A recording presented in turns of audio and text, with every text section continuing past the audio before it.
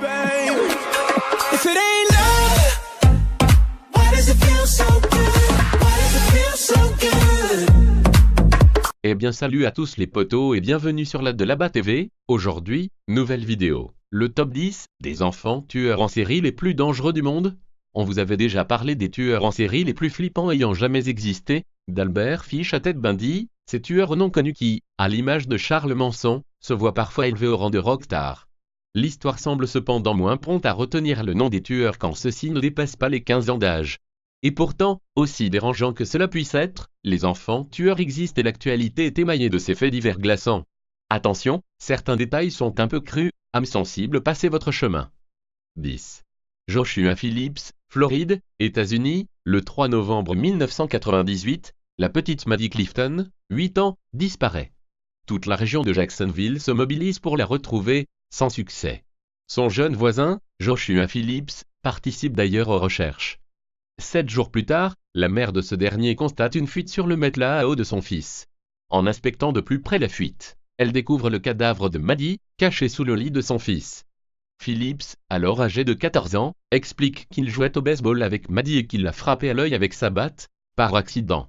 Pris de panique, il a traîné la fillette jusque dans sa chambre où il l'a étranglée avec le câble de son téléphone pendant près de 15 minutes.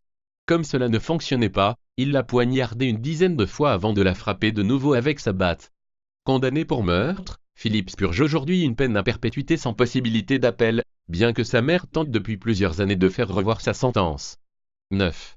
Alyssa Bustamante, Missouri aux États-Unis, le plus effrayant dans l'affaire d'Alyssa Bustamante est le sang-froid et le recul avec lequel la jeune fille de 15 ans s'est livrée à ces atrocités. Utilisant sa petite sœur comme appât, elle parvint à isoler une fillette de 9 ans dans une zone boisée isolée. Après l'avoir poignardée violemment, elle lui trancha la gorge. Sa seule motivation ? Voir ce que ça faisait. Dans son journal intime, elle explique même y avoir pris un certain plaisir. S'il est difficile d'expliquer le passage à l'acte d'Alyssa, plusieurs psychologues évoquèrent sa dépression et ses multiples tentatives de suicide afin de relever la fragilité de la jeune fille. Condamnée à perpétuité avec possibilité d'appel, elle est aujourd'hui toujours en prison. Numéro 8. Jasmine Richardson et Jeremy Stinkey, Canada. Jasmine Richardson ou quand la passion adolescente et l'horreur macabre se rencontrent, les parents de Jasmine, alors âgée de 12 ans, lui avaient interdit de voir son petit ami, un homme de 23 ans appelé Jeremy Stinkey. Sans doute manipulée par ce dernier, la jeune fille accepta de prendre part à ce qui s'avéra être un bain de sang. Stinkey se rendit au domicile des Richardson afin de tuer les parents de sa petite amie.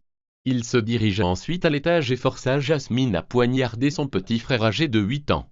Dans une cavalcade qui rappelle étrangement le film Tueur né, Stinkey a affirmé avoir regardé ce film juste avant de passer à l'acte, les deux amoureux s'enfuirent avant d'être rapidement rattrapés et condamnés. Lors du procès, on se rendit vite compte que la jeune Jasmine n'avait pas été manipulée et qu'elle avait elle-même souvent demandé à son petit ami de tuer sa famille. 7. Eric Smith, New York aux États-Unis, le 2 août 1993, le petit Eric Smith, âgé de 13 ans, parvint à isoler un garçonnet de 4 ans, Derrick Roby, dans un bois. Après l'avoir étranglé et frappé au visage avec des pierres, il lui fit subir de multiples sévices, parfois sexuels. Il avoua tout quelques jours après l'enterrement de sa victime. Eric était souvent la cible de moqueries à cause de ses épaisses lunettes, de ses cheveux roux et de ses oreilles décollées, mais cela n'explique pas la hargne et la violence de son crime. Un psychologue a diagnostiqué chez lui un trouble explosif intermittent qui l'empêcherait de contrôler ses pulsions, mais cela n'a jamais été vérifié. Malgré plus d'une demi-douzaine d'appels, il est aujourd'hui toujours emprisonné. À la 6e position. George Stinney, Caroline du Sud, aux États-Unis, les États-Unis sont fans des records pénitentiaires. Avant le record de la plus jeune perpétuité avec Lionel Tate, il détenait déjà celui de la plus jeune personne exécutée au XXe siècle. Bizarrement, il s'agit là aussi d'un jeune homme noir, cette fois au début des années 40, une époque pas vraiment réputée pour sa tolérance. George Stinney était âgé de 14 ans quand, le 16 juin 1944, il fut exécuté pour le meurtre de 2 fillettes de 11 et 8 ans, retrouvées dans une fosse boueuse. Le jeune homme avouait très vite, même s'il n'existe aucune preuve écrite de ses aveux, mais ne put être correctement défendu durant son procès, qui ne dura qu'une journée, puisque ses parents avaient été chassés de la ville. Aujourd'hui encore, certaines personnes essayent de faire ouvrir le cas Stinney, tant les conditions de son procès et de son exécution sont sujettes à controverse. Vous avez la chair de poule, dans le noir, ou encore entre amis, je vous conseille fortement de faire une pause dans ce cas-là. Car ce qui suit est sans aucun doute encore pire que les précédentes séries meurtrières. À la 5e position, Lionel Tate, Floride, aux États-Unis. Lionel Tate est la personne la plus jeune à avoir été condamnée à perpétuité, il n'avait que 12 ans. Il fut condamné pour le meurtre d'une fillette de 6 ans que sa mère gardait à l'époque. Personne ne sait vraiment ce qui s'est passé. Lionel a d'abord affirmé qu'il jouait au catch et qu'il avait voulu faire, comme les pros, ce qui laissait sous-entendre la thèse d'un accident. Cependant, différentes contradictions ainsi que les analyses des légistes pointaient vers une autre direction. La fillette aurait subi de nombreux traumatismes au ventre, au crâne et aux côtes, au total plus de 35 blessures. Tate changea alors sa version en affirmant lui avoir sauté dessus depuis les escaliers. Condamné à perpétuité, sa sentence fut diminuée en 2004 et il fut libéré en raison du procès peu équitable que l'enfant avait reçu, notamment car il ne comprenait pas, à l'époque, les charges retenues contre lui. Il est depuis retourné en prison et purge une peine de 30 ans pour avoir braqué à main armée un livreur de pizza. 4. Barry Dale Lucati, Washington, aux États-Unis, le fait que sa mère cocu et jalouse ait prévu de se suicider le jour de la Saint-Valentin, en lui annonçant qu'il devrait faire de même, a peut-être un peu déstabilisé Barry Dale Lucati. Le fait d'être souvent moqué et brimé à l'école n'a pas dû beaucoup aider non plus. Toujours est-il qu'un jour de février, Barry fait irruption dans son cours de mathématiques vêtu comme un cow-boy du Far West. Et armé comme tel. Il ouvre alors le feu sur ses camarades et son professeur, hurlant au milieu de la panique générale, « C'est quand même mieux que les maths, non ?» Son but était ensuite de prendre des étudiants en otage et de s'en servir pour sortir de l'école sans souci. C'était sans compter sur le courage d'un professeur de PS qui arriva à neutraliser le jeune homme de 15 ans. Lucati purge en ce moment de peine de prison à perpétuité auquel s'ajoutent 205 années. 3.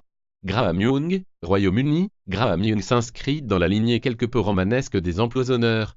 Dès son plus jeune âge, il est fasciné par les poisons et leurs effets sur l'homme ainsi que par les tueurs tels que Dr. Aoulek Ripan, William Palmer ou encore Adolf Hitler. Deux passions quelque peu inquiétantes si vous voulez mon avis. Il commence très vite à expérimenter ses concoctions sur les premiers cobayes qui lui tombent sous la main, sa famille et ses amis. Diarrhée, vomissement, ça ne va pas fort pour la famille Young. En 1962, c'est la mère de la nouvelle femme du père Young qui meurt. Elle est la première victime du jeune Graham, alors âgé de 14 ans. Arrêté après qu'un de ses profs ait trouvé un peu bizarre ses cahiers pleins de notes et de dessins d'hommes mourants, il est incarcéré dans un hôpital haute sécurité. Cela ne l'empêchera pas d'empoisonner plusieurs de ses codétenus. Libéré à 23 ans, il s'installe chez sa sœur et se remet très vite à sa petite manie. Suite à la mort par empoisonnement de 2 de ses collègues, Young est renvoyé en prison où il finira sa vie. Se place-t-elle à 2e position pour moi, John Venable et Robert Thompson, Royaume-Uni, la mère de James Bulger ne se doutait pas qu'en laissant son fils de 3 ans devant le boucher pendant quelques minutes, elle venait de le condamner. John Venable et Robert Thompson, tous deux âgés de 10 ans, avaient un objectif très simple. Ils voulaient isoler l'enfant afin qu'il se fasse renverser par un véhicule. Pendant leur marche de plus de 3 km, ils malmenèrent James en le frappant et en le faisant tomber sur la tête. Arrivés sur une voie ferrée, ils lui jetèrent de la peinture dans les yeux avant de le lapider et de le frapper à coups de briquet de barre de fer. Avant de partir, ils placèrent son corps sur les rails et le recouvrirent partiellement de briques. D'après les médecins légistes, le petit Jamie était mort avant que le train ne le percute. Arrêtés et condamnés, les 2 enfants tueurs furent libérés après 8 ans d'incarcération avec de nouvelles identités demeurées secrètes. Il y a peu de temps cependant, Venable a refait surface en étant arrêté après avoir téléchargé de la pédopornographie. Il devrait cependant être de nouveau libéré dans les jours à venir. Enfin à la tête de ce classement assez effrayant, nous retrouvons Maribel, Royaume-Uni, comme pas mal d'enfants tueurs, Maribel effraie par la gratuité totale de ses actes. En 1968, à la veille de ses 11 ans, elle étrangle le petit Martin Brown, 4 ans, dans une maison abandonnée. Quelques jours après, accompagnée d'une de ses amies, elle rentre par effraction dans un orphelinat et saccage l'endroit. On y retrouvera des mots où elle avouait ses crimes, mais les policiers pensèrent qu'il s'agissait d'une farce de mauvais goût. En juillet de la même année, les 2 fillettes kidnappèrent Brian Ao, un garçonnet de 3 ans, avant le tuer dans une friche avoisinante. Le garçon fut étranglé avant que Marie ne grave un M sur son ventre à l'aide d'une lame de rasoir. La fillette en a profité pour couper quelques cheveux de sa victime, lui lacérer les jambes et mutiler son sexe. Les spécialistes qui traitèrent Maribel pendant et après son procès expliquent son comportement psychopathe par l'enfance très difficile de la jeune tueuse. Sa mère prostituée aurait à plusieurs reprises tenté de la tuer. Elle l'aurait par ailleurs forcée à avoir des relations sexuelles avec certains de ses clients. Tout cela avant l'âge de 10 ans. Elle est sortie de prison en 1980 à l'âge de 23 ans.